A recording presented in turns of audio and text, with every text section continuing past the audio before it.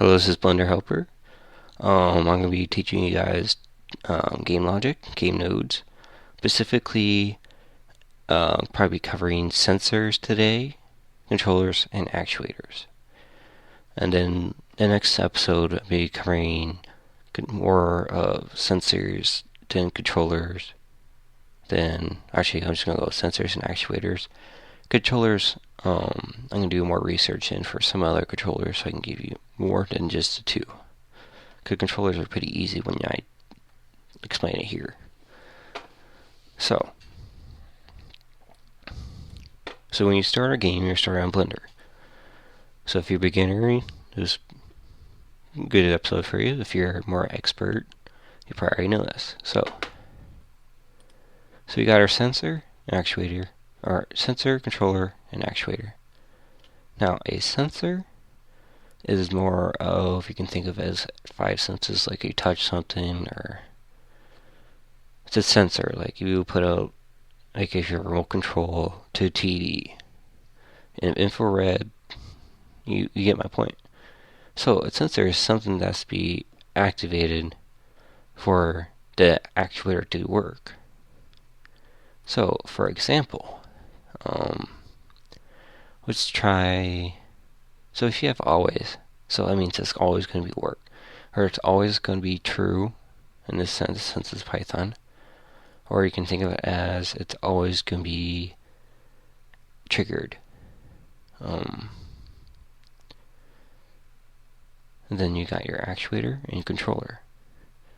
So now let's go into controllers. Now we got our always sensor, and then we're going to do a and controller. Hook those up. So as I'm saying right now is always, its sensor is going to be always triggered, and the controller is an and. So what it means is if there was another sensor hooked up to it, it'd be always in the other and. So I'll explain that more later. And then we're going to do, let's see, let's make the cube move. So connect that to that. And voila. Now, if you were to play right now, like playing P, it's not going to do anything else because we have this set to do no movement at all. So let's make it move on the y-axis. And let's do it 0.5. And positive arrow. Think of it as the arrows are pointing to the positive. So y-axis. Alright. So it's always going to move. So what is it saying right now? It's going to say it's always going to trigger. And with the controller, so don't worry about the and right now. Connect to the controller, connect it to an actuator, which the actuator says is going to move on the y-axis at 0.5. I'm not sure if it's frames per second or not, but 0.5. So it's going to move on the y-axis. That moved the wrong way. It glitches. It's like back and forth on which way it wants. Anyways, usually what the arrow showed the correct way, but in this instance I guess doesn't.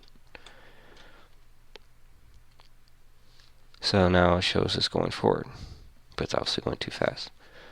But anyways, the point is that the always triggers means is they're always actually sensors can be always triggered because that's what it's set to, and it's always gonna make the cube move on the y-axis on an infinite loop until the triggers cancel out, which it won't.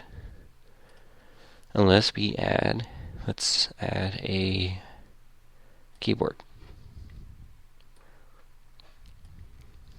Let's make it W. Now what's saying is that it's always going to be triggered, and also for the always controller or sensor, the always sensor is always going to be triggered, but the keyboard sensor is not going to be triggered unless you hit the W key, obviously.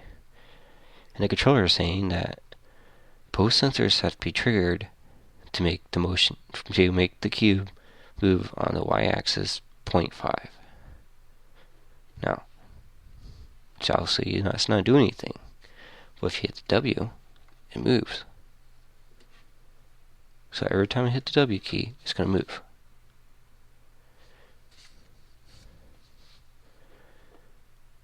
So, that's saying this, trying to get you in this mindset to figure out which goes what, so you guys understand. So you guys can make complex game logic nodes, an elaborate system to make either points or something like that, like I do. Now, if I hit the location, it's always going to go forward.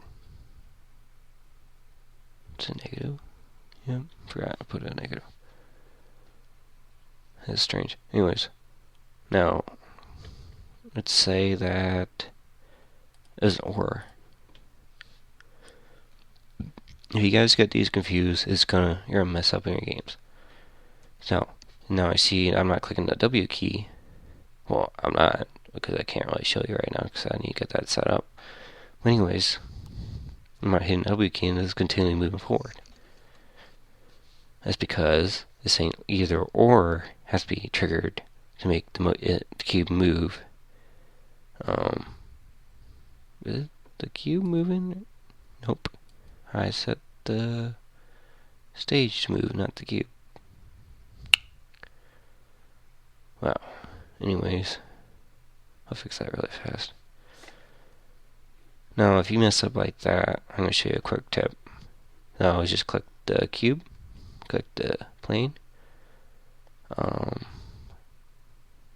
Let's go with game here. Copy logic bricks. Voila. Both copies. Now we just get rid of these. The point is really just to teach you guys anyway, so. Now you click play. Yep, that's what I thought. Go in the opposite direction. So I was right. I wonder what was going on. Now, yep, there we go.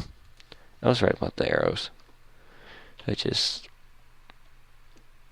weird thing, I guess. Anyways. So, and means both has to be triggered to make it work, or means either one. I think you guys probably got it. So let's say that you wanted to. Let's say you wanted to. We're going to cover the basics right now. Let's say we wanted to make something more elaborate. Let's do a mouse click and make it move. So we're going to go into render, I like to call it, or display in the properties tab. Display tab in the properties panel, whatever you want to call it. Go down and click mouse cursor under display. We're going to go back to game logic, or I like to call it the game logic panel, but what do you guys want to call it? We're going to go to mouse. We got two mouse sensors. We're both going to connect. Make this an and we have it over and left mouse click. So every time I click, it moves forward. Every time my mouse is over it and I click it, it's going to move over. And make this a little more fun, since we're getting close to the end of the tutorial. And make it rigid body. That's going to make it a little more interesting, because rigid body means that best example would be a domino hook, like a domino effect. What I mean by that is when you knock a domino over, when you hit a domino, it's not going to go just straight across. It's going to tip over. So if I were to keep clicking on this cube into the edge, oh no, it falls.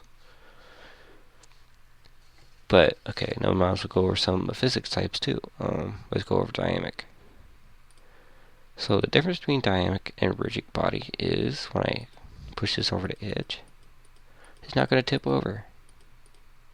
It's going to go straight down. And then we got our static, which means that it's just going to go hover over the edge. See, it's not going to do anything. So I pretty much just covered both a little bit. I go more in detail with a different episode for each. More in depth for each one. So I think that'll be it for this tutorial. Hope you guys like it. Please let me know what you think. Next tutorial, I'll go over the sensors. Use all of them. Let me check if there's any ones I need to understand more. I know the gist for all of them, I think. I just probably need to learn more about the randomness. I guess I know that, but joystick I don't use. Anyways, I'll go over the sensors, and that'll be our next episode. So hope you guys enjoyed. See you later. Hunter Helper out.